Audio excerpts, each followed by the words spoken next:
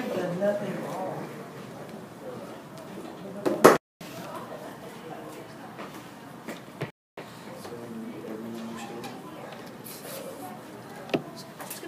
On this one, you have 1. Oh, I'm moving and not writing. There we go. 1 and 2 makes 3, and then 4, and then 7. It's I to the 7th. Remember, I to the 6th is negative 1. So if it were negative 1 times I, it would be D.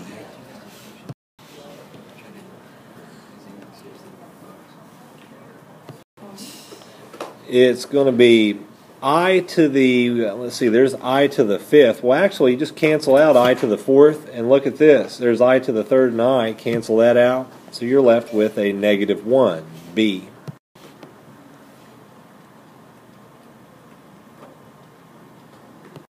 You have an I and an I to the 3rd. That makes I to the 4th. That's 1. This is I to the 12th. That's also 1. So it should be B.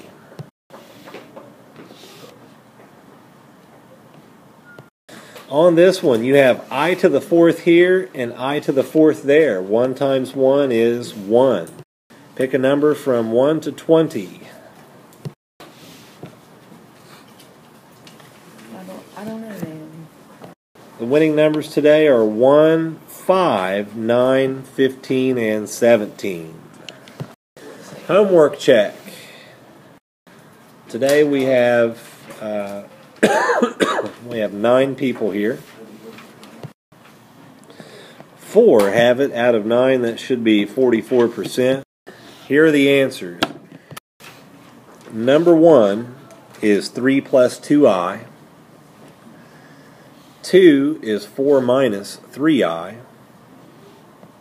3 is negative 2 plus 6i. 4 is 5 plus I. 5 is negative 6 minus 2i. 6 is 1 plus I. 7 is 2 minus 2i. 8 is negative 3 plus 6i. 9 is negative 7 plus 2i. And 10 is 8 plus 4i. To simplify complex numbers, here's example 1. If I have 3 minus I on top and I on the bottom, there's no 2I terms on the top. You only have a constant and an I on top and then the I on the bottom. This is the one we had the trouble with yesterday. To simplify this, to get the I off of the bottom, you want to make the I an even power of I. So just multiply it by I. I times 3 on the top is 3i. Keep the sign, and I times I is I squared. On the bottom, I times I is I squared. From there, you just have to simplify. I squared is negative 1, so it's 3i minus negative 1, and I squared again is negative 1 on the bottom. On the top, that's a double negative, so 3i plus 1, and that negative 1 on the bottom means you have to change the sign of everything up top and cancel it out. Negative 3i minus 1 isn't the final answer because you have to switch it and put it in the right form and make it negative 1 minus 3i.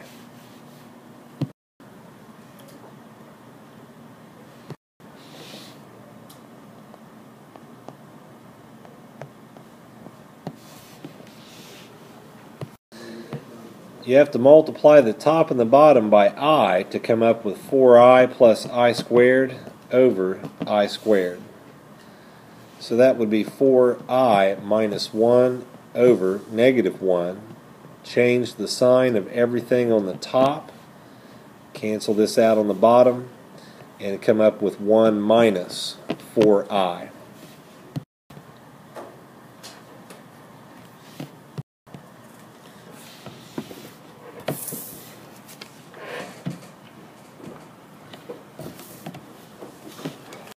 Answer on this one should be B. It ended up being 2, 4, 6, 7. 7 of them.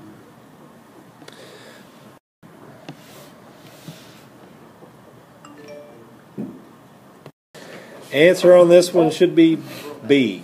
And Blake has that right too.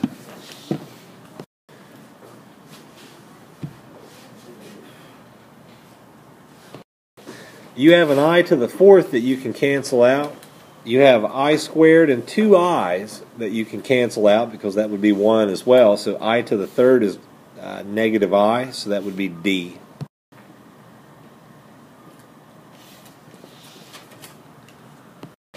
You have an I to the fourth right here. And then what's left is I to the sixth. I to the sixth is negative 1, so it should be D. This is technically example 2. So if we had 4i to the third minus 2i squared over I to the third, you have two different ways you can do it. You can simplify your i's first and then do the problem, or you can multiply the top and the bottom by an I to get an I to the fourth. I'll do it both ways. Here's the first way. Let's make that I to the third I to the fourth.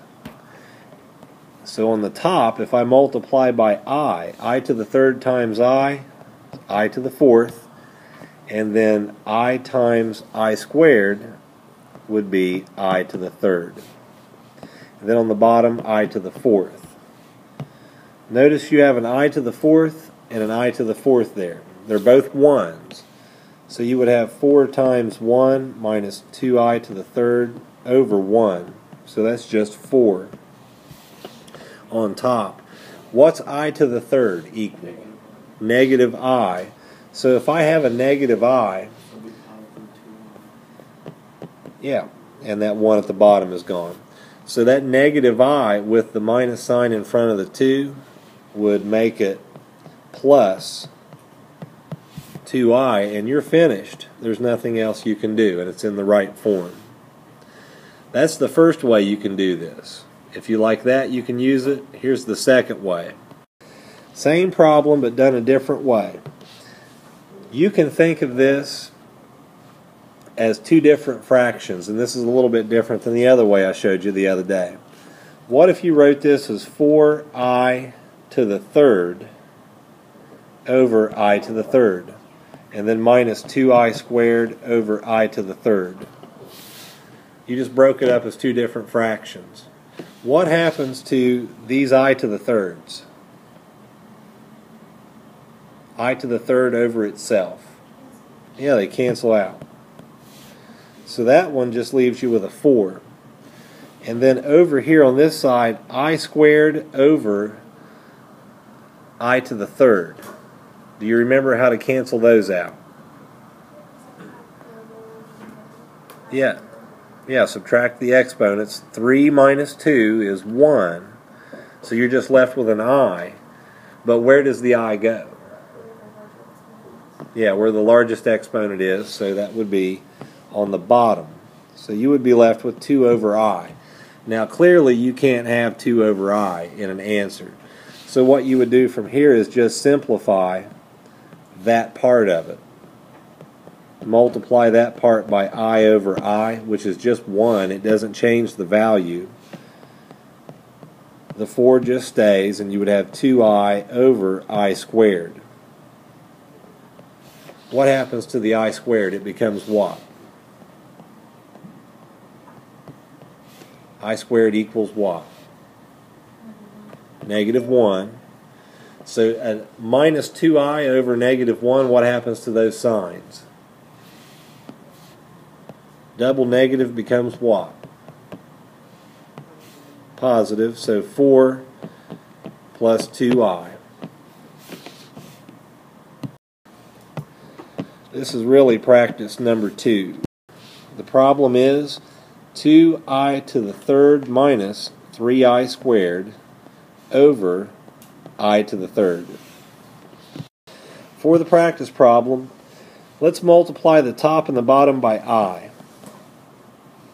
On the top, that gives me 2i to the fourth minus 3i to the third over I to the fourth. On the top, this becomes a 1, so it's just 2 times 1 is 2. I to the third is negative I. negative I and negative 3 is plus 3I. On the bottom, I to the fourth is 1, so it should just be 2 plus 3I.